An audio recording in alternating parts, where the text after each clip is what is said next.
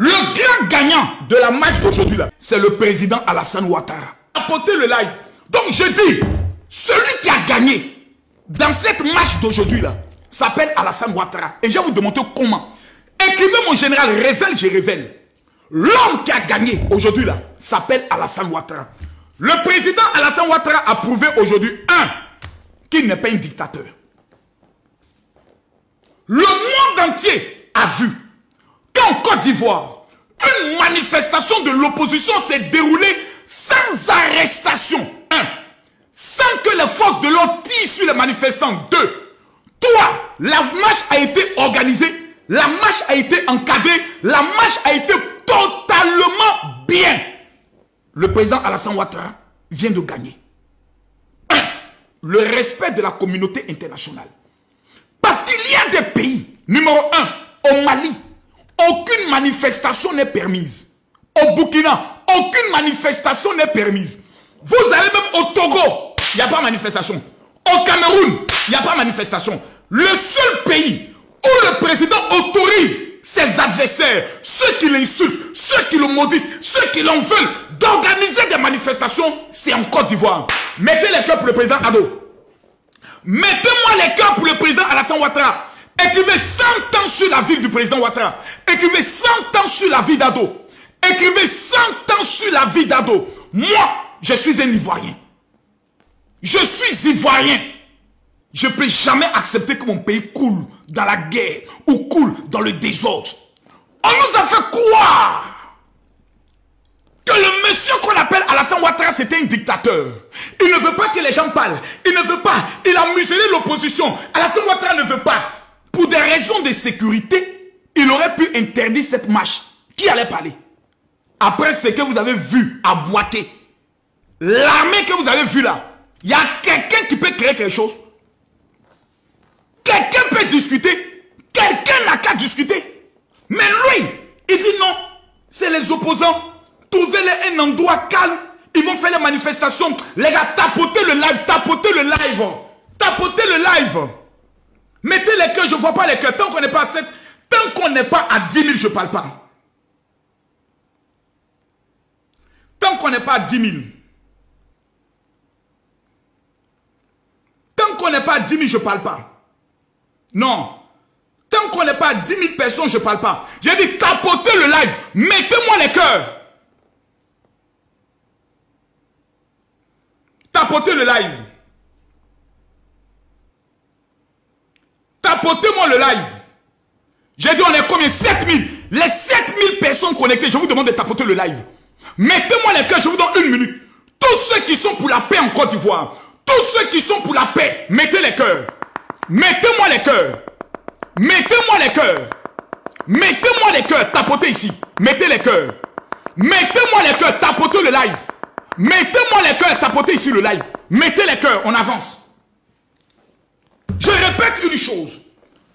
Pendant des mois, on nous a fait croire que si l'opposition organise une marche dans ce pays, le même jour, le train tombe. La marche a été organisée.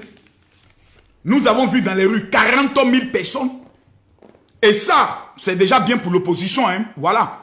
Parce que arriver quand même à mobiliser 40 000 personnes en prenant le PDCI et le PPACI, 2 partis qui ont été au pouvoir, un pendant 10 ans, l'autre pendant 30 ans, et puis mobiliser seulement 30 000 à 40 000 personnes, c'est pas mal. C'est déjà bon.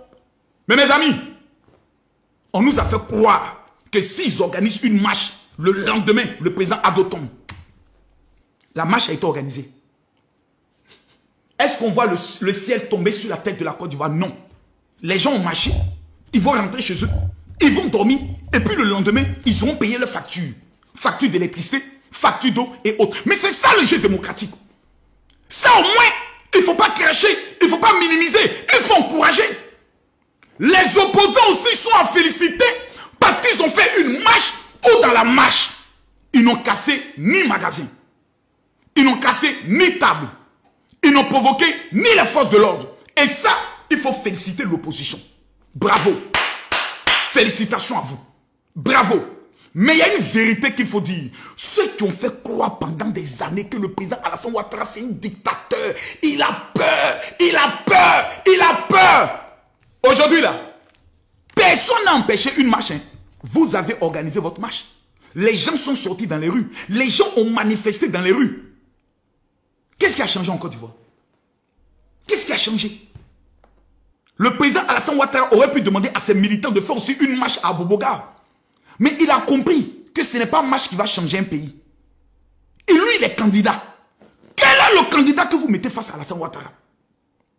Il y a Mme Simone Babo qui est là. Il y a Awa Dombelo qui est là. Il y a Afin Guessan qui est là. Il y a Jean-Luc Billon qui est là. Voici des leaders qu'on peut mettre un. Et puis nous tous, on se met autour de lui. Mais nous avons des gens qui, dans ce pays, refusent que nous puissions aller aux élections. Le seul projet, c'est que la Côte d'Ivoire puisse connaître encore le Niaga, puisse connaître encore les affrontements. Je pose ici la question aux Ivoiriens. Voulez-vous la paix ou voulez-vous l'affrontement? Répondez-moi dans les commentaires. Je vous pose la question parce que dans les deux cas, vous ne pourrez jamais vaincre les militants du président Alassane Ouattara. Ça, je vous garantis. Parce que le match a déjà eu lieu en 2010. Je pose ici la question aux Ivoiriens. Vous voulez la paix ou vous voulez l'affrontement? Dans les deux cas là, vous ne pouvez pas tenir face aux partisans du président Alassane Ouattara. Ils vous ont déjà fait la démonstration en 2010. Et vous savez, quand quelqu'un prend le pouvoir après une guerre, il prend les dispositions sécuritaires et armement pour ne plus être surpris. Donc, celui qui va aller dans l'option de l'affrontement, c'est toi seul et ta famille qui allez subir les 20 ans d'emprisonnement ferme. Qu'est-ce que le président Alassane Ouattara a apporté comme malheur à la Côte d'Ivoire? Moi, je veux savoir. Parce que j'étais tout à l'heure dans un panel des abrutis avec l'unique Becker, un négri qui prend de l'argent avec le Burkina Faso. Parce que tous ces gens que vous voyez parler là, ils sont payés par la présidente du Burkina hein, contre la Côte d'Ivoire. Certains ont 1000 €, d'autres ont 500 €. Ils ont trahi leur pays pour des miettes. À cause des mieticules. À cause des mieticules qui sont devenus des mendiants. Les amis, Alassane Ouattara, moi, Camille Makosso, j'étais un opposant à lui en 2004, 2005, 2006, 2007, 2008. Parce qu'on nous avait dit que ce monsieur-là, il était le malheur de la Côte d'Ivoire. J'ai une question à poser. De toutes les compétitions de Coupe d'Afrique, quelle a été la meilleure Coupe d'Afrique jamais organisée dans l'histoire de l'Afrique? Je pose la question.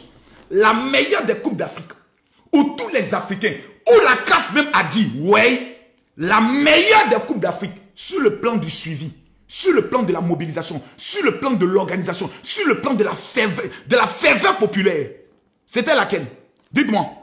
C'était laquelle des Coupes d'Afrique? Faut laisser Cameroun, pardon. C'était la Coupe d'Afrique de la Côte d'Ivoire. Même les Camerounais sont venus en Côte d'Ivoire, ils ont reconnu. Pendant la Coupe d'Afrique, avez-vous entendu qu'un étranger a été braqué? Non. Qu'une femme a été volée? Non. Que quelqu'un a été agressé? Non. Vous avez vu des vidéos d'agression? Jamais. Nous avons vécu la meilleure de toutes les Coupes d'Afrique sur le plan de la sécurité pour montrer que nous sommes dans un pays sérieux, dirigé. Aujourd'hui, hélas, il y a des attentats, des terreaux au Burkina, des terreaux au Mali. Vous avez entendu en Côte d'Ivoire qu'au nord, la semaine dernière, il y a eu un camp de militaires qui a été attaqué, il y a eu un poste de gendarmerie qui a été attaqué. Jamais! Pourquoi? La direction d'un pays sérieux. Quand vous avez à la tête de votre pays un leader sérieux, un pays sérieux, vous ne pouvez qu'avancer. Aujourd'hui, au niveau de la Côte d'Ivoire, quand le président Alassane Ouattara venait, nous n'avions que 2 universités. Aujourd'hui, nous n'en avons que 8. Les chus poussent de partout. Les routes et les ponts poussent. 85% des villages en Côte d'Ivoire sont tous électrifiés. Quelqu'un n'a qu'à discuter. Et on nous demande de laisser le bonheur pour aller dans peut-être. Mais le peut-être, on dit, venez nous expliquer ce que vous allez nous apporter. Il n'y a personne qui va nous apporter quoi que ce soit. Les Ivoiriens aujourd'hui sont disciplinés. Parce que nous avons déjà vécu l'indiscipline. Nous avons déjà vécu la guerre. Nous on dit aujourd'hui, je préfère la stabilité que le peut-être. Donc aujourd'hui, ce que nous pouvons dire, moi, en tant qu'analyste, je regarde et je constate que le seul président qui permet même à ses opposants de parler dans ce pays, c'est le président Alassane Ouattara. Même sur les plateaux de télé, avant, les partisans du président Alassane Ouattara n'avaient pas droit à la télévision nationale pour s'exprimer. On avait seulement un seul langage. Aujourd'hui, sur NCI, sur Live TV, sur la télévision nationale, même les partis de politique de l'opposition sont capables de venir s'asseoir pour parler mal du président Alassane Ouattara. C'est ça qu'on appelle être un leader démocratique. C'est ça qu'on appelle quelqu'un qui aime son pays, qui donne la parole à tout le monde. Donc ceux qui sont dans les rêves, où ils sont assis, ils doivent quitter. Venez nous expliquer pourquoi le président Alassane Ouattara doit quitter le pouvoir. Moi, je veux comprendre. Parce qu'il y a des personnes qui bavardent, qui racontent n'importe quoi. Il doit quitter pourquoi? Où il a échoué, que vous êtes capable de mieux faire. On demande aux opposants, venez nous démontrer. Si Alassane Ouattara n'est plus président, vous là, vous allez réaliser quoi? Vous allez créer quoi? Vous allez apporter quoi? Tout ce qu'ils vous disent, nous, ce qu'on veut pour le moment, c'est que Alassane Ouattara ne soit plus président. Si nous les Ivoiriens aujourd'hui, on tape notre poitrine pour parler mal aux Ghanéens, aux Togolais, aux Burkinabés, aux Maliens, aux Camerounais, vous savez c'est grâce à qui?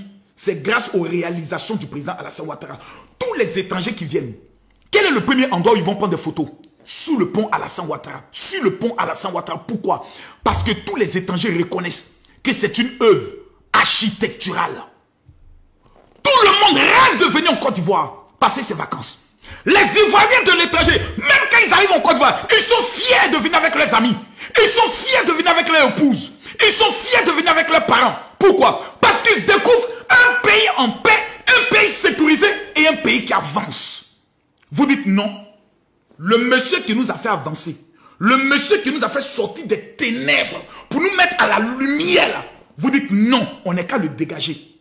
Alassane Ouattara a dépassé les 80 ans. Qu'on soit d'accord ou pas, un jour, Dieu va rappeler le président à lui. Ça peut être aujourd'hui, ça peut être demain, ça peut être après-demain. Mais dans la vie, là, il ne faut pas être ingrat. L'ingratitude. Il y a des gens qui rêvent de prendre ce pouvoir-là. Vous savez pourquoi? Juste pour mougou. Pour baiser les filles qui ont des gros cuits. Parce qu'il y a des gens qui aiment le désordre. On va prendre le pouvoir, on prend l'argent du port, on gère le mouvement. Avec Alassane Ouattara, on ne gère pas les mouvements. Avec Alassane Ouattara, on fait avancer le pays. Avec Alassane Ouattara, on répond aux normes internationales. Avec Alassane Ouattara, le FMI est obligé de nous respecter. La Banque mondiale, même la BAD, la Banque africaine de développement, avait quitté la Côte d'Ivoire. Lorsqu'ils ont vu un président sérieux à la tête d'un pays sérieux, ils sont revenus. Parce qu'ils savent que l'homme qui dirige ce pays-là, ce n'est pas camarade de quartier de quelqu'un. Alassane Ouattara fait partie des seules personnes qui prennent son téléphone, qui appellent n'importe quel chef d'État. Et ce chef d'État est obligé de lui apporter le respect. Donc à un moment donné, là, quand on est ivoirien, il faut être fier de son président. Il ne faut pas rester dans la manipulation. Oh non, en octobre, vous allez voir, ça va se gâter. Il n'y aura rien en octobre. Donc ceux qui sont en train de préparer leur baguette pour aller au Ghana, là, pardonnez, quand vous partez, restez là-bas. Parce qu'on n'a plus besoin de vous ici. Il n'y aura rien au niveau de la Côte d'Ivoire. Ça, il faut qu'on le dise. Parce que le président a pris toutes les dispositions sur le plan militaire, sur le plan démocratique, sur le plan organisation, pour que nous ayons les meilleures élections organisées et que le lendemain, les Ivoiriens vaquent à leurs occupations. Et quand tu parles de ça, oui, tu as reçu combien? Je mets quiconque au défi. Quiconque qui est ivoirien, qui dit qu'il est ivoirien, monte ici, mais démontrer le contraire. Je te